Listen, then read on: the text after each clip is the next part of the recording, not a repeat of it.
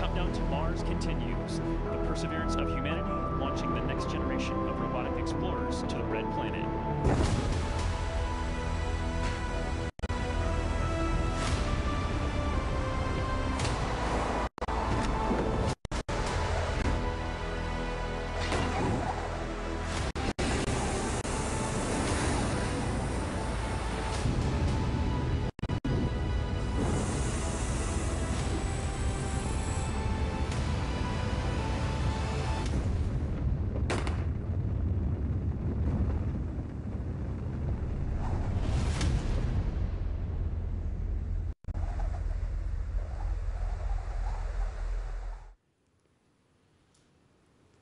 NASA's Mars Perseverance Rover left Earth 6 months ago. Now we are preparing for touchdown on the red planet tomorrow. The rover will attempt to land in Jezero Crater, which is the most difficult landing site on Mars ever attempted. But the Perseverance Rover and the team are ready. Welcome to NASA's Jet Propulsion Laboratory in Southern California. I'm Marina Jurica, your host today, as we bring you a mission landing update as the team continues to prepare for tomorrow and what lies ahead. On our panel today are NASA Planetary Science Division Director Lori Glaze, Perseverance Deputy Project Manager Matt Wallace, Entry, Descent, and Landing Phase Lead Al Chen, Deputy Chief Engineer for Medley 2 Caitlin Lyles, Deputy Project Manager for Surface Activities Jennifer Trosper, Perseverance Project Scientist Ken Farley. For anyone watching who would like to submit a question, you can do so by using the Countdown to Mars hashtag. Our phone lines are now open to the media. You can ask a question by pressing *1 and enter the queue. To start, I'd like to welcome Lori Glaze. Good morning, Lori. Good morning. Great to see you. Wow, I'm getting so excited. We're now just a little over 26 hours away from touching down on the surface of Mars. And I was just thinking this morning, remembering back to the launch back in July and that exciting moment when Perseverance and Ingenuity began this incredible journey from Earth to Mars. And now we're here just 6 months later, ready for that final leg of the journey to put us on the surface of Mars so that we can really begin the overall objective of this mission, which is to really do the exploration of Jezero Crater. Perseverance is taking our next step in exploration of Mars, especially addressing the question about whether life ever existed elsewhere in the universe. Can I have the first graphic, please? Thank you. In studying Mars, we've taken a methodical approach to better understand how to even look for life. And all of our rovers have played important roles in trying to improve that understanding. Perseverance, of course, is going to be our 5th rover, the first being Sojourner, which launched in 1997. And that methodical approach started really with the Spirit and Opportunity rovers, following the water, trying to understand the history of water on Mars and understanding if there were ever a time when there was enough liquid water present on the surface of Mars to support life. And then that was followed, of course, by Curiosity, where we really took the next step, which to understand the habitable environments, whether there were habitable environments on Mars, and of course, Curiosity being able to confirm the presence of a lake of liquid water on the surface of Mars that was sustained over a period of time, and also identifying the complex organic molecules that would be the building blocks for life. And we've built on all of that knowledge to prepare ourselves now with the Perseverance Rover, which is going to take that next step to really actually look for those signs of life. And we've brought with us an incredible payload of instruments that can, of course, do incredible science on the surface and also help us to identify the rocks that we'd like to take samples of and eventually bring back to Earth. And if you can run the video, please. This is just showing the rover as it's drilling down into the surface to collect those samples. We're going to try and bring back a scientifically diverse set of samples. You'll hear more from Ken Farley later about that. And this is just so incredibly important to bring these samples back to Earth because we can then use the full breadth of our capabilities in the laboratories we have here on Earth, using all of the scientific expertise from around the world to address this incredibly hard question about whether or not those fossils of the microbes actually have been preserved in the deposits of Jezero crater. And so with that, I'd like to hand things over to Matt. Thanks, Lori. I just want to re-emphasize something that Lori mentioned, which this is really a different rover. You saw the profiles of the previous 4 rovers. I had the good fortune to work on all of those, and this one's really at the top of the food chain, I'd have to say. You know, we're carrying almost 50% more science and technology payload than Curiosity, despite the similarities in the 2 vehicles. This is really a much more capable system, and I think not only do we have the transformative science, which Lori and others are going to talk about today, but as mentioned, we have a lot of feed-forward technology on this mission, whether it's the Ingenuity helicopter, or the ability to make oxygen from the CO2 atmosphere on Mars. A lot of exciting technology work that will feed into future missions, including some you'll hear about today, the Medley 2 package. Really just a great mission coming up. But before we can get that surface mission going, we have to land safely on Mars, and that is always a challenging feat for us. This is one of the most difficult maneuvers that we do in the space business. You know, almost 50% of the spacecraft that have been sent to the surface of Mars have failed. And so we know we have our work cut out for us tomorrow to get down to the surface safely at Jezero. We're going to ballistically approach that planet at about 12,000 miles an hour. And the trick we have to perform is to slow down to just a couple miles an hour so that we can gently touch the vehicle down on the surface and safely do so. That all has to happen in about 7 minutes, and it all has to happen autonomously. Perseverance really has to fight our way down to the surface on our own. It's something like a controlled disassembly of the spacecraft.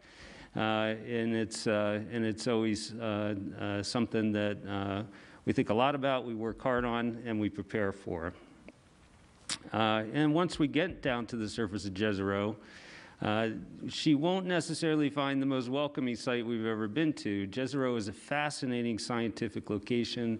It's got great craters, it's got rock fields, it's got sand dunes. All of those things are interesting for the science community, as you can see here in this imagery. But all those things also represent landing hazards for the spacecraft. And so we do have a new hazard avoidance capability we call terrain relative navigation, which we'll employ for the first time.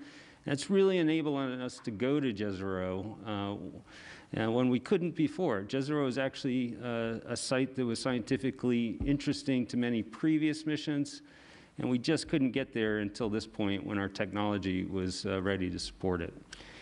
So all that's coming up.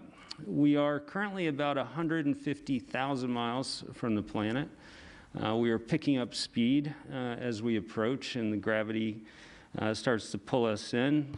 We have transitioned into our EDL mode of operation on the spacecraft with the command we sent last Friday called do EDL, do entry, descent, and landing. We're keeping a close eye on our navigation situation. We have to hit an entry corridor that's really just a handful of kilometers across after traveling hundreds of millions of miles to Mars. And that's always something at this point of the mission that we're keeping a close eye on. We are updating the parameters, so we're ready to land right where we want to in Jezero. Our batteries are now topped off at 100% state of charge. Our pyro systems are armed and ready to execute the deployments necessary to execute entry, descent, and landing. We have tested out our engines and our guidance sensors. They are ready to go. And really just have a few more interactions with the spacecraft, but if necessary, Perseverance could land itself already without any more help from us here on the ground. So the spacecraft is ready. I think the team is also ready. We've been thinking about entry, descent, and landing for probably every workday over the last 8 or 9 years. It's always something that consumes our development and our testing and our design work. We've been practicing the entry, descent, and landing process using something we call operational readiness testing, especially over the last 6 months or so. It's going to be a little bit different this time, obviously. On previous missions, we're going to be having to deal with the same pandemic that everybody else is dealing with here. So our workplace is a little different. We've got masking requirements and social distancing requirements. Our mission support area will be a little less dense than we had before, but make no mistake, this is going to be a landing on Mars, much like the previous that we've had on other missions. And so I think with that, I'm going to turn it over to our entry, descent, and landing phase lead, Al Chen. Thanks, Matt. Matt just told you a little bit about the spacecraft and team readiness, so why don't I do the traffic and weather as we get closer to Mars here. If you bring up this next image here, you can kind of see our Martian dartboard, if you will, figuratively here. If we're inside that green box is our bullseye. That's where we want to be, and that's anywhere in that area, the entry, descent, and landing system can finish the job of getting us down to Jezero Crater. As you can kind of see from those rainbows of little ellipses there at the top of the box, we are comfortably inside that box right now. So we think that the landing system can finish the job from here. So we have hit that bullseye. That's pretty incredible considering our last maneuver was back in December. If we move on to the weather, I guess we just entered spring in the northern hemisphere, which is actually the beginning of the Martian New Year. So I guess a happy belated New Year, Martian New Year to those of you who celebrate. But the weather conditions look pretty favorable for us right now. As you can see from this image, the conditions are seasonal. There are some clouds that are out there and some polar cap edge storms, but nothing near our Jezero landing site that's over there in the white. The skies look very clear and good for landing tomorrow. But even with clear skies, landing is the most critical and dangerous part of the mission. We just can't guarantee success. So let me walk you through the critical events of EDL, all of which need to happen without any help from us here on Earth. Perseverance will have to do this all on our own. So before we get to the top of the atmosphere, we separate the cruise stage that's helped us all the way through the 6 or 7 months since launch. We'll hit the atmosphere going at about 12,000 miles per hour and use that atmosphere to really slow down. We'll have to survive the intense heating and G's, the deceleration that come with that, but also steer our way to the target as we use thrusters on the back of the vehicle to steer our vehicle all the way toward the target. Once we slow down to supersonic speeds, going about 1,000 miles an hour or so, Perseverance will deploy a large 70-foot diameter parachute while still traveling almost twice the speed of sound. So that'll slow the spacecraft down even further. While still slowing down on that parachute, Perseverance will need to figure out where she is. So she'll separate that heat shield, that's kind of like the lens cap for us, but that heat shield protected us through entry. And it'll get a good look at the ground using the radar system to figure out how high we are and how fast we're going. And then also a new system that we call terrain relative navigation that gives our vehicle eyes and the ability to really see where she's going and figure out where she is. But even when the parachute's done working, done slowing us down, Perseverance will still be going about 160 miles an hour down. And that's too fast to land. So at that point, we'll drop out of the back shell, fire up engines, those engines that are on the descent stage, that's the rocket-powered jetpack that's holding onto the rover, and fly to a nearby safe spot using that terrain relative navigation system to target a nice safe spot. Once we're about 70 feet above the ground, we'll start the sky crane maneuver. And that's where we separate the rover below that rocket-powered jetpack, deploy those wheels of the landing gear, and put her down safely at a little less than 2 miles an hour. Once that's over, the descent stage will fly away to a safe distance. So that's all about how Perseverance is going to land tomorrow. Let's talk a little bit about how we're going to hear about it. So if you pick up the next figure here, there's a couple ways that we'll be able to hear what's going on from Perseverance as it's happening. The first is this direct-to-Earth path. So the vehicle can communicate direct to Earth via something we call tones. Because Perseverance is busy landing, she can't really spend the time to point her antennas toward Earth, and Earth is really far away as well. So these tones are very limited in information. All we have there going direct to Earth is kind of one of 256 tones. They're like keys on a big piano. And sometimes we can use those tones to tell us different things, like the heat shield has come off or something like that. Unfortunately, once we get down to about backshell separation, Earth will set below the horizon for Perseverance, so the tones will end. But that'll take us all the way from from cruise stage separation all the way down to backshell separation or so. Next, we have a second path, that's through the Mars Reconnaissance Orbiter. We've developed a new system a new set of software on the Mars Reconnaissance Orbiter to allow us to relay data as it's coming from the vehicle, so all the way up from Perseverance while she's landing, up through MRO, and then down all the way to Earth. That gives us about 8 kilobits per second of data. That's kind of like half the speed of old school dial-up, if you remember that. But that'll allow us to see a lot of different things, like what the vehicle is doing. If you queue up the next little video here, we'll be able to show you what's going on in real time and show ourselves as well. We'll be able to see what mode we're in, where we think Perseverance is looking, how fast we're going, and how high we are above the ground, even an estimate of how much fuel we have left as well. So we hope to use that to assess what's going on and to show everybody else what's going on as it's happening. There's also another path that we get data from another orbiter that's going overhead, the Maven orbiter, but that data won't be available until several hours after landing. So I just want to be clear that with all these different communications paths to get data back down to Earth about how entry, descent, and landing is happening, none of them are required for landing. Perseverance will try to land herself no matter what, even if we don't get any of that data tomorrow as it's happening or afterward. The vehicle is programmed to try to finish the job on her own.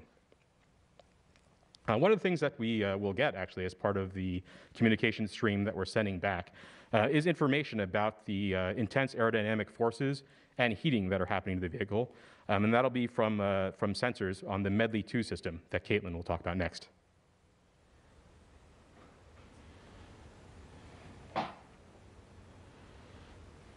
Thanks, Al.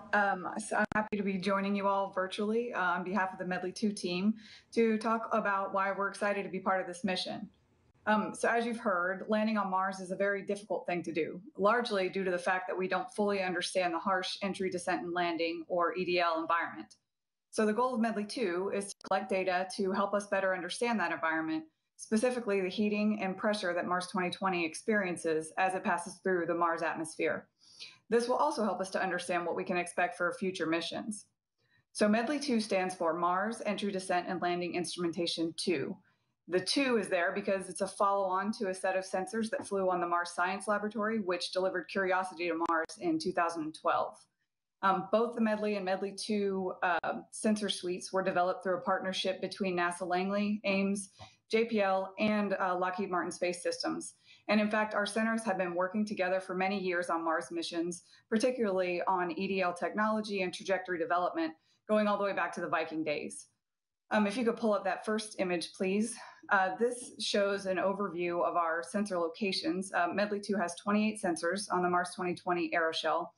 The aeroshell consists of the heat shield, which is shown in the back of the image, sort of the tan, brown colored item, and that's what faces the atmosphere during entry. And then also the back shell, which is the white piece you see up front, and that's what covers Perseverance. Medley 2 has sensors on both the heat shield and the back shell. We have 7 different types of sensors that fall basically into 3 different categories: pressure transducers, which measure pressure, thermocouples, which measure temperature, and heat flux sensors, which measure the heating in the vicinity of the spacecraft. We'll start taking our data a few hours before entry, and we'll continue through parachute deployment. And all of that data will help us to understand several things about the extreme EDL environment. One of those is what's the impact of wind on the vehicle's trajectory. We learned with Medley that MSL's path was affected by winds in the seconds before the parachute deployed, and so we'd like to learn more about that this time around. We'll also learn about the energy and the hot gases that are close to the vehicle, and that heat is really generated in a couple of different ways. One is just from the friction that comes from flying so fast through the atmosphere, and another is radiant heat. So if you think of what it feels like to put your hands in front of a fireplace and you can kind of feel the heat coming off of it, that's the type of heat that we're trying to measure there.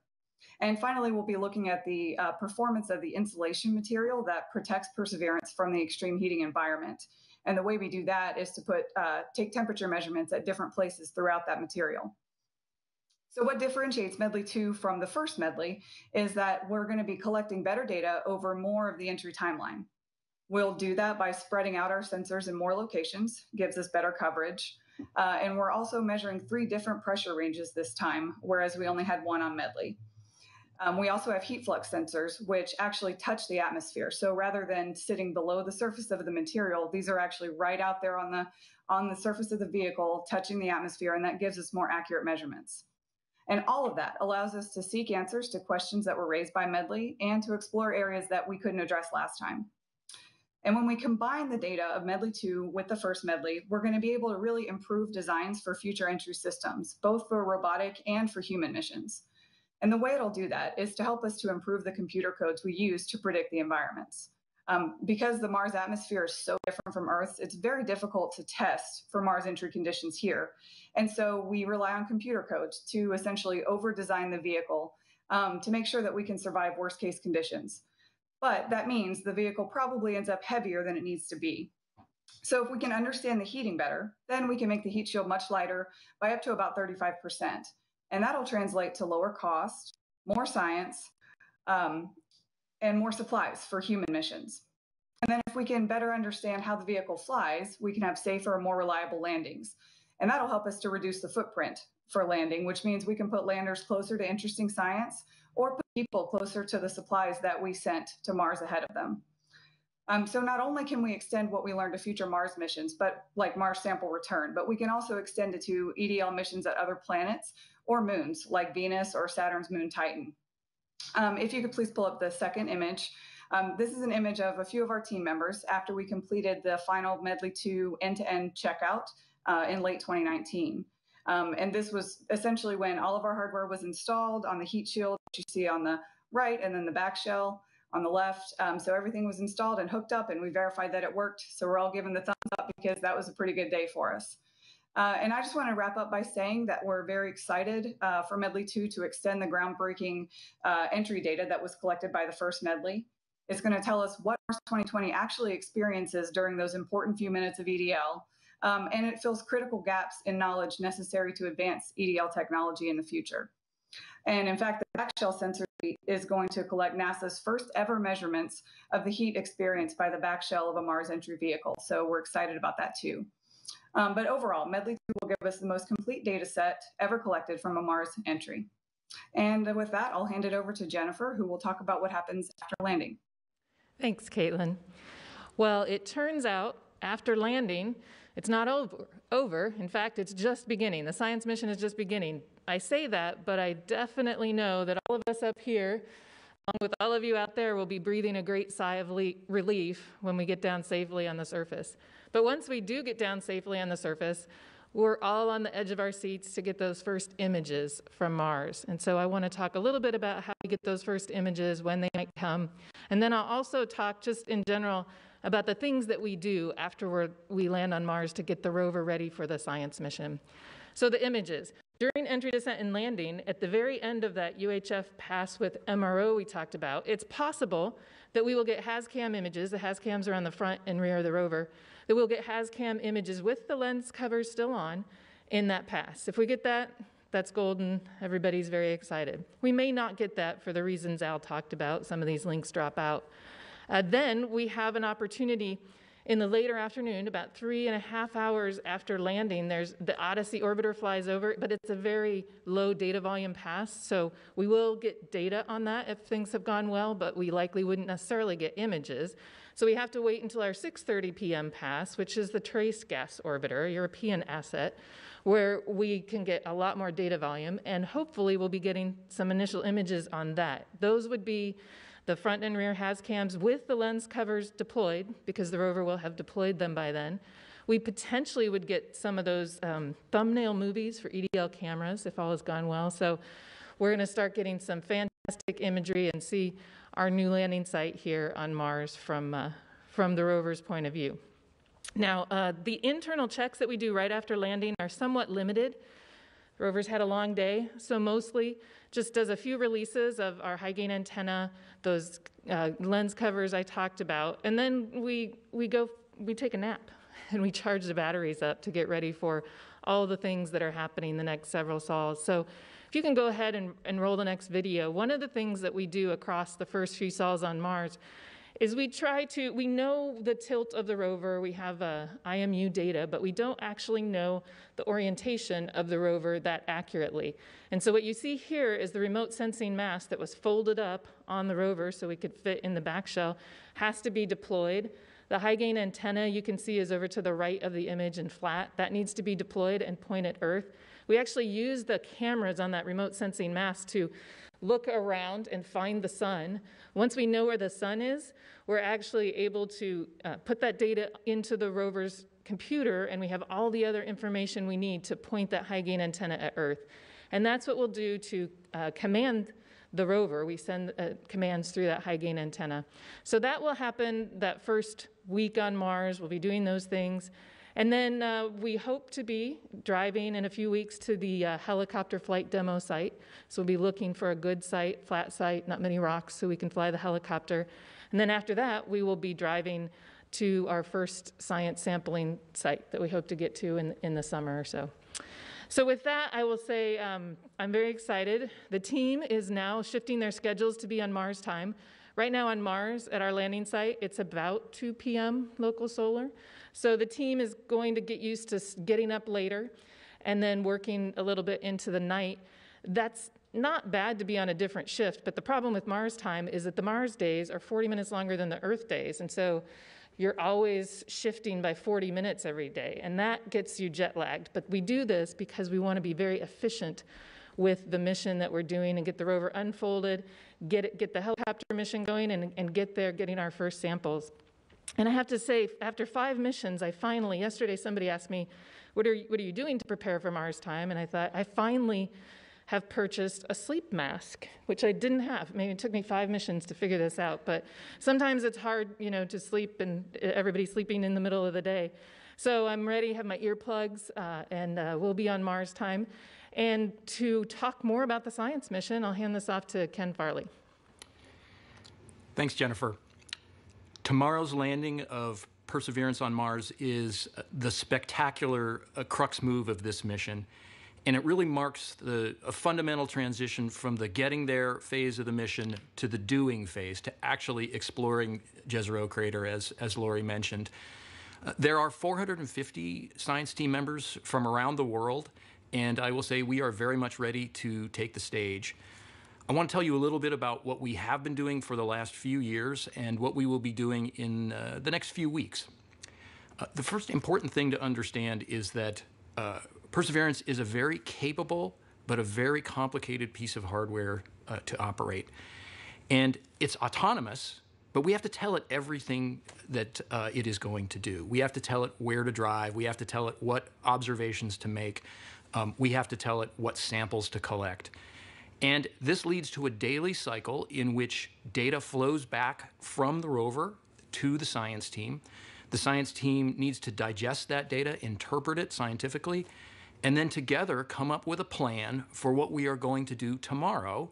And then that plan needs to be turned into code and beamed up to the rover to execute. This is a very fast-paced, high-stakes operation. It's kind of a race to get it done. And it also involves literally hundreds of people having to work together seamlessly. And I can tell you, this is not what scientists usually do. Scientists do not usually perform under these kinds of circumstances. And what that means is we have had to train. And so I want to tell you exactly how we went about doing this. We need to get really good at this daily cycle. And if I can have the first video. Here you see an example of one of our training exercises in which we sent a small team of scientists out to the Nevada desert with instruments to simulate what was on the rover. Meanwhile, the rest of the science team, some at JPL and some at their home institutions, did a full-up role-playing exercise for about a week where we went through this daily cycle, and we learned a lot about how this is going to unfold, so we have gotten better at it. And through this kind of exercise and a variety of other kinds of training exercises, we've really sharpened our skills.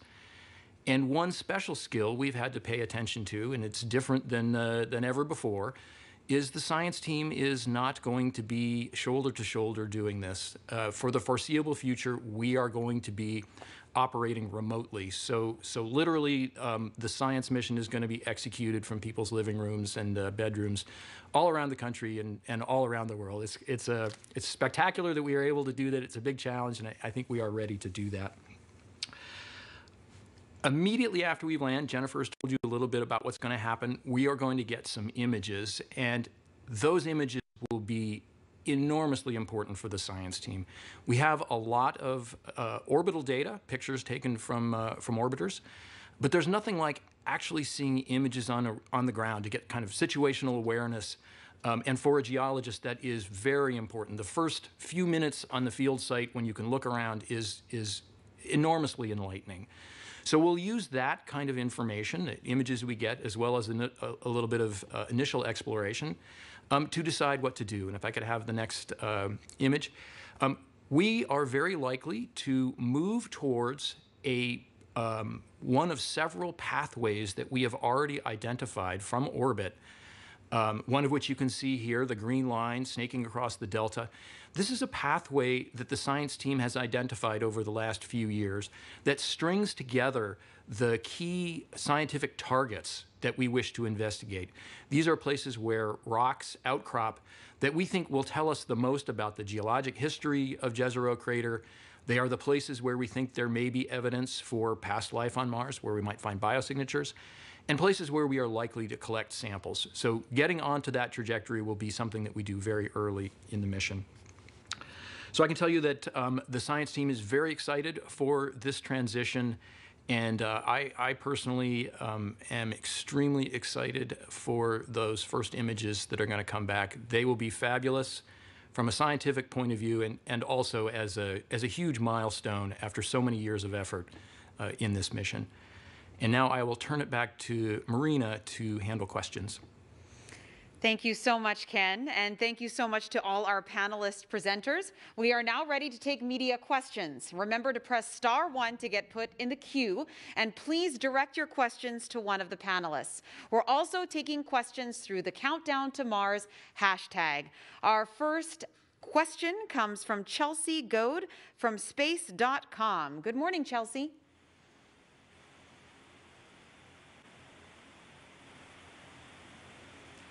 Chelsea, good morning. Good morning. Can you hear me? Yes, we can hear you. Okay, great. Thank you so much. My question is for Matt. You mentioned the similarities and also the differences between Curiosity and Perseverance. I'm curious, how similar or dissimilar is entry, descent, and landing from what we saw with Curiosity? And what is so different about Perseverance's entry, descent, and landing and what we can expect tomorrow? Yeah, that's a great question. I'm actually going to go ahead and throw this over to Al Chen. He is our EDL phase lead, and he'll give you a rundown. Yeah, from the outside, the entry, descent, and landing system looks pretty similar to Curiosity, but there's a lot of under-the-hood smarts, if you will. There are two pieces of new technology that are helping us land at this rugged site. The first is something we call range trigger. That's using the ability of the vehicle to know where it is to deploy the parachute. Previously on Curiosity, we deployed the supersonic parachute just based on hitting a particular velocity. But this time, we're actually asking the vehicle to figure out how far she's flown since entry and deploy the parachute based on that. That reduces the area that we're going to land in, that landing error uncertainty ellipse, quite a bit, almost a factor of 10 in area versus what we had promised for Curiosity. The second major piece of new technology that's helping us land is terrain relative navigation. So whereas on Curiosity, we took pictures after the heat shield came off, but didn't really do anything with them on the fly. They're kind of like tourist pictures in some sense. Perseverance will be taking those pictures and then matching them up with an onboard map based on images from the Mars Reconnaissance Orbiter. It'll use that set of images it's taking and that map to figure out where she is. And based on that, she can then fly to a nearby safe spot once she's done with the parachute and on engines. So that allows us to make sure that to allow a site like Jezero, where the whole landing error ellipse is not a giant flat parking lot. It's full of the stuff that the scientists want to see, but the stuff that I don't want to land on. So that allows us to find little kind of small parking lots amongst those. So those are really pretty key technologies to helping us land. There are also a couple of new systems on board as well to help us understand what it's like to land. The first is that Medley 2 system. That's an upgrade of the Medley system that was on Curiosity. And the second is an EDL camera system that will also have a microphone. So we'll have a lot of new imagery and high-resolution imagery and high frame rate video of what it's like to actually land on Mars. So I'm really excited to hear and see what landing on Mars is really like. Absolutely. I'll just add two more comments, which is there's a couple pieces of hardware which we've improved since Curiosity, and I'll just make mention of them. One is the heat shield. We found in our static testing of the heat shield that there were some strength vulnerabilities there, and so we improved not only the design but the manufacturing techniques for that heat shield. The other significant one is the parachute, this big 70-foot supersonic parachute. On one of the technology programs in the Mars program area, we found a potential vulnerability with transient loading as that parachute is inflating and in different configurations.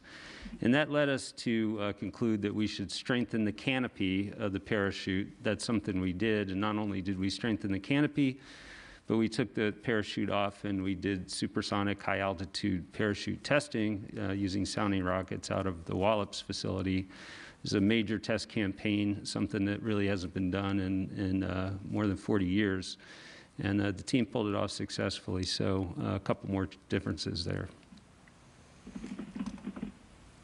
Thank you, Al and Matt, and thank you, Chelsea. Our next caller is Irene Klotz from Aviation Week. Good morning, Irene. Hi there. Thanks so much. My question is for either Matt Wallace or Jennifer Trosper. I appreciate the downplaying expectations with the 50% of Mars missions failed, but NASA has successfully landed 8 of its 9 spacecraft on Mars, including the 4 previous rovers and landers dating back to Viking. So do you have what is the risk of the Perseverance landing overall, and what's the riskiest part of it?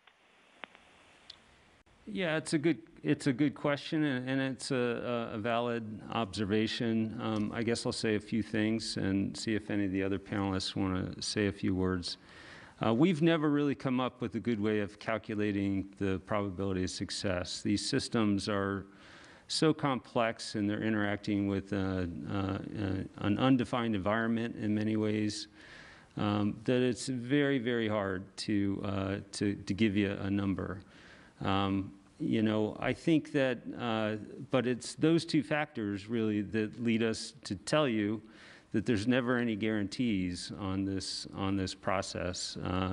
You know, Mars still has things we don't understand about it. This is still exploration. We're going places that where we're trying to answer questions that we don't have the answers to yet.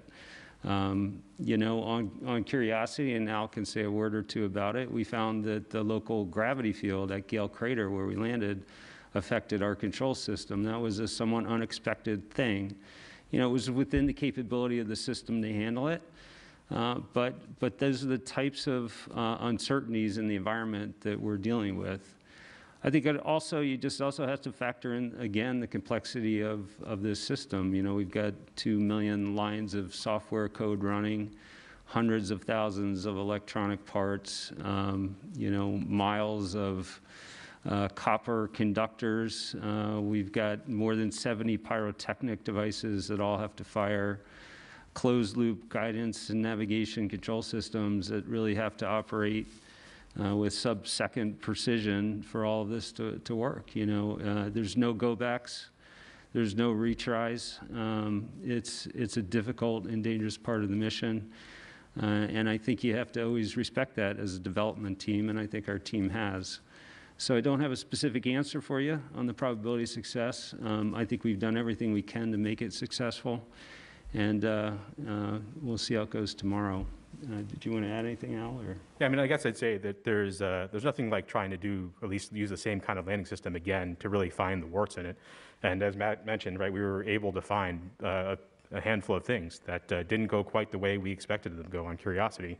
And that's humbling, right? I think as soon as if you don't stay humble in this business, and especially going to Mars, you're going to pay for it. So I think it's been key for us to learn from the things we didn't get quite right. But I think, as Matt said, we don't know that we have caught them all yet. We've just done our best to make sure that we've done everything we can think of to make sure that we have a good day tomorrow. Thanks. Is there one part of the system in particular that gives you greater pause than something else? Am I supposed to pick a favorite child now? No, you're supposed to pick your least favorite child. I think it's hard to point to. I mean, I think that part of it is just the overall complexity, right? Everything that has to happen. Obviously, there's a lot of concentrated risk in that supersonic parachute opening. That it's a very big parachute, right? That's the size of a Little League infield in size. And it snaps open in about 0.6 seconds while going almost Mach 2.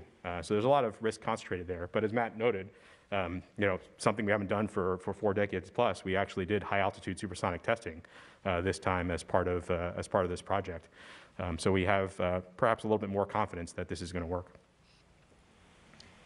Thanks very much. Thank you, Irene, and thank you to Matt and Al. Our third call is from Marcia Dunn with the Associated Press. Good morning, Marcia. Yes, hello. This question is for Ken. I enjoyed seeing your roadmap with the squiggly line.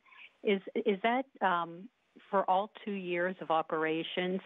And I'm wondering, what's the total mileage you expect to put on the odometer over these 2 years for a nominal mission?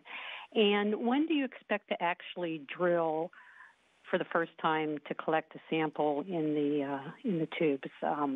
When might that be happening? Thank you. Yeah, the traverse that I showed there is for an extended period of time. We expect that we might traverse up to about 10 miles in the prime mission, the 2 Earth years, 1 Mars year. And we expect that sometime in the summer we'll be ready to take our first sample. Thank you, Ken, and thank you to Marcia. Our fourth call comes from Amina Khan with the LA Times. Good morning, Amina. Good morning. Thanks for taking my call. I just had a few questions about firsts, 3, so I'm wondering if you can bear with me here. First one would be, is Perseverance the first machine, I guess, we've designed that could harvest an essential human resource, oxygen, on another world, or has that been done before? Do you want to take that, Lori? Yeah, I'll take that. It's a good question. I believe, and hopefully I'm not misspeaking here, that MOXIE is the first experiment that was specifically designed to execute in situ resource utilization, to take advantage of the local environment to transform that material into something that's usable either by astronauts or humans or for other purposes. Of course, we're looking at lots of other types of in situ resource utilization for other destinations such as the moon through Artemis, but we haven't flown those yet. So, but yes, I think MOXIE is the first. Very cool. Thank you. And is it the first in, I guess, in 45 years since Viking landed to actively search for signs of extraterrestrial microbial life? Or have there been any missions that have done that in the interim? So Ken, do you want me to take that one, or would you like to take that? Yeah, you can go ahead, Lori. Okay. Yes, I would say that Perseverance is the first real astrobiology mission since Viking. Of course, Viking had an intent to look for life, but it wasn't actually, now that we've learned and know so much more, not just about Mars, but about how life forms and how it exists, we know that the experiments that we designed probably weren't quite the right way to go about that exercise. And so we really have followed this more methodical approach this time, first making sure that we had the ingredients present on Mars and that we actually had those habitable environments that were sustained over a long enough period of time at about the right time in Mars's history to really help set us up for success. And so as a result of all of that new knowledge that we've gained over the last couple decades has really helped us to design, as I said, our first mobile astrobiologist that really is, it's one of its main purposes is to seek out those signs of past life on Mars. Thanks. And when it comes to Ingenuity, is it fair to call it basically the sojourner of flying planetary drones? You know, in that, you know, this is basically here to prove that you can fly, and in the future we might expect more flying planetary explorers with more science capabilities on board. I think you're right on with that comparison. I think Ingenuity is today's Sojourner. You know, when I worked on Sojourner, and there was a lot of uncertainty at the time as to whether or not we'd ever really be able to utilize this technology. And we found very quickly that having a mobile capability on the surface of Mars was incredibly valuable. There's a lot of heterogeneity scientifically on the surface, and just being able to move even a small amount that Sojourner gave us was valuable. And I think in almost every way, when you look at Ingenuity, it looks very much the same. It's a technology demonstration. Its objective is not tied into the science of this mission, but the potential for aerial reconnaissance and exploration in the future using this type of technology is terrific. It's and not just on Mars and other places as well. And so I think it's a great comparison in every way. Looking at the team, they remind me a lot of our team from 20 years ago, to be honest with you. Yeah, so good comparison. Very cool. And say that you guys don't find any signs of life in the samples using the tools on hand on Mars, and say that years from now, scientists look at the samples sent back successfully to Earth and don't find anything there as well. What could that mean for the future and the direction of space exploration? What does it mean for our search for life on other planets far outside our solar system? Ken, can you take that?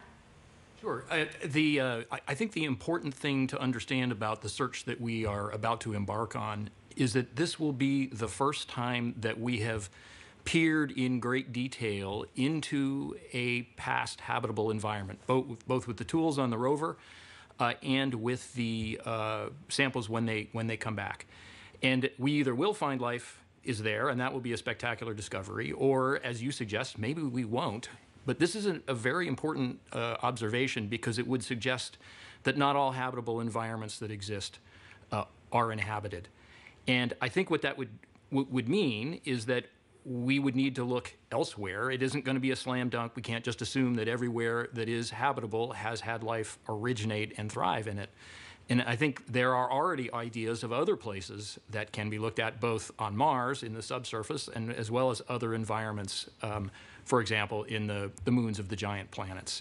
So it would be an observation, but I don't think it actually fundamentally changes the direction that astrobiology is pursuing. Would it mean the end of Mars exploration in terms of the search for life? I think that's probably a question for Lori. Sure.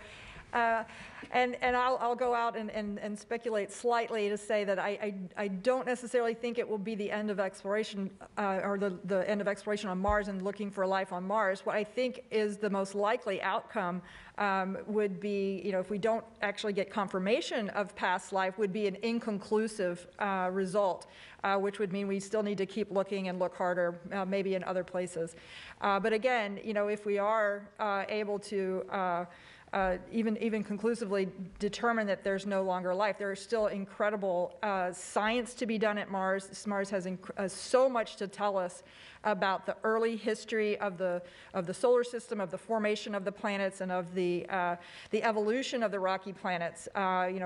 Being able to have Mars in our kind of nursery of planets here in the solar system is a fantastic laboratory to really understand the diversity of planets and the diversity of geologic and climate evolution. So absolutely an incredibly compelling destination for many decades to come. Thank you so much. I really appreciate it.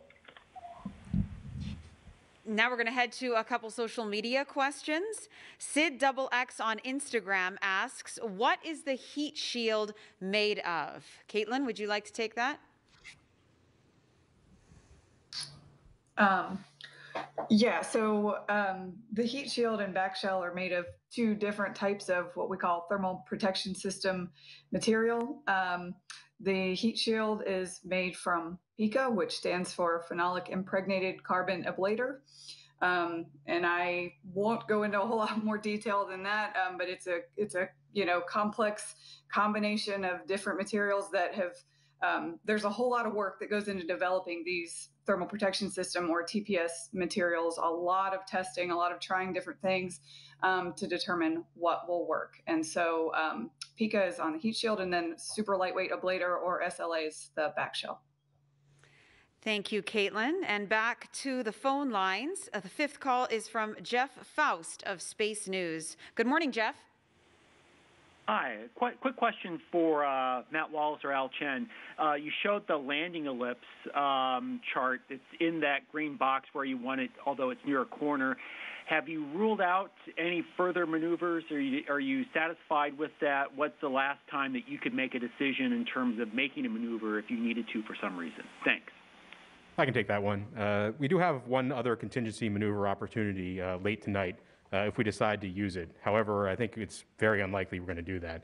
The TCM decision criteria here, this bullseye, we're very comfortable pretty much anywhere within that green box, even here on the edge. I mean, really all that this is saying is that we've got a little bit more cross-track error. I think the key thing to remember for our system is that we have guided entry, and we have the ability to correct our trajectory in the atmosphere. So we're just going to take advantage of it. That's all. Thank you, Jeff, and thanks to Al. Our next call is from Leo Enright from Irish Television. Good morning, Leo. Thanks, Marina, and good evening from Europe. My question, I'm trying to nail down the hover time that is available to the sky crane.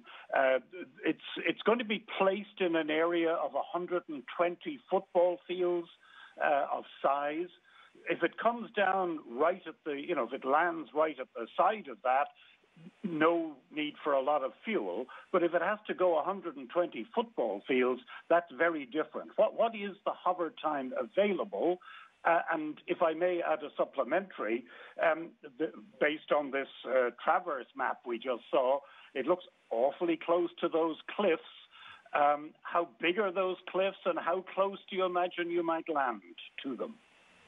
I think I can take those. Good question about the hover. Kind of an interesting misconception about our system is that we actually are never hovering, basically, except for the 1 second where we cut the rover loose. That's the only time the system's hovering. We're on our way down for the whole rest of the time, actually. But I think you're really asking, basically how far can we go and how much additional time that might add if we were to fly further away. We can divert up to about 700 meters in distance from the back shell separation point, roughly. That only adds, because we know we're doing that right away and we're making that correction almost immediately after back shell separation, that only adds a couple of seconds to our flight, basically none at all. If you just sat there trying to hover, our vehicle at touchdown will consume up to about 4 kilograms of fuel per second. So you can kind of understand it that way, we're adding a few more extra seconds of fuel to go the maximum distances. It's on the order of 20 kilos of variation or so. So that's kind of the first question I think you were asking. The second question you were asking, I think, was about the size of the cliffs. Those cliffs are about 200 to 300 feet tall. And you might have noticed that we're aiming right at the edge of that delta. And that's not an accident. The safest place in the ellipse that we would like to come down is at the base of the delta. We call that the landing strip. It's kind of that flat area that you can kind of see in the images. That's at the foot of the delta. So that isn't an accident. If I had my way, we'll end up there. We of course can end up in other places in the ellipse and are happy landing in other small parking lots around the place. But our desire is to end up in that landing strip. Thank you, Al, and thank you, Leo. Another call from Ken Kramer from Space Up Close. Good morning, Ken. Good morning. Thank you. Thanks for taking my question, and good luck tomorrow. My question is for Ken Farley. Actually, I'm interested in the map. If we go back to the map, maybe you could show that map again. Can you talk a little bit more detail about why you selected that route? What rocks and minerals are you expecting to find? And where would you find them? And where would be like the first sampling site that you mentioned in the summer sometime? Thanks. Yeah. So the traverse that you see there is based on orbital data, and the data that we have first and foremost tells us where rock outcrops. And if you want to understand any sort of geologic system, you don't want to analyze, you don't want to study in great detail the rubble that's just laying around. So the first thing we did is identify where there is outcrop. And then we created a geologic map. It tells us how rock units relate to each other. And from that, we were able to raise certain kinds of questions, like, is this rock older than this rock, or is this rock younger than this other rock? And so these become hypotheses that we wish to test at each of these locations. So that is one whole set of criteria for where we're going to go, is where there is outcrop that can tell us something important. And then a whole other set of criteria have to do with the goals of the mission, in particular, this seeking biosignatures. So we want a place that is both a record of a past habitable environment. For example, mud deposited in the bottom of a lake. That is a wonderful place to look. So we prioritize targets like that. And also, we prioritize targets that could tell us things when samples come back to Earth that we simply cannot answer with the rover. And as an example, we have tentatively identified places where there are volcanic rocks. Volcanic rocks would be spectacular to bring back because then we can date them quantitatively and understand how to pin this entire geologic record into geologic time. So that's how we put the traverse together. It is just an idea, and we are certainly going to divert from it in either large or small ways as we move along and discover new things. And then I think the other question you asked is what would be the most likely first target? That's going to depend a lot on where we land. But if, as Al said, we land right in front of the Delta, I would, thumbs up, Al. We are super excited about that because the Delta is what brought us to this location in the first place. Spectacular piece of geology. And I think we would very likely look at the base of the Delta where there is mud that was deposited billions of years ago. And this is, as I just said, a wonderful place to look for biosignatures. And so I think there's a high probability that that will be, if not the first place, amongst the first places that we will take a sample. Thank you so much for that, Ken. We unfortunately can't answer all the media questions on air. For those of you with additional questions, please call JPL's Digital News and Media Office. We'll also continue to answer social media questions online. Thank you for your questions, and thank you so much for our panelists joining us today. To celebrate Perseverance's Red Planet landing, cities around the country are lighting the town red. Here's a great look from New York yesterday. The Empire State Building lit up its tower for the Red Planet. Later today, here in Los Angeles, the pylons at LAX will be turning red, and several buildings along the Chicago skyline, including the Adler Planetarium, will also be joining in, so stay tuned today at 12 p.m. Pacific Standard Time, as our next briefing will dive into the search for signs of ancient life on Mars, and in samples we will be bringing back to Earth. Perseverance is set to land on Mars tomorrow, with commentary beginning at 11:15 a.m. Pacific Standard Time, 2:15 p.m. Eastern Standard Time, and we are offering lots of ways to ride along with us. To join the virtual NASA social and virtual guest events, register for the Mission to Mars Student Challenge and live stream the Mars landing. Visit go.nasa.gov/Mars 2020 Toolkit.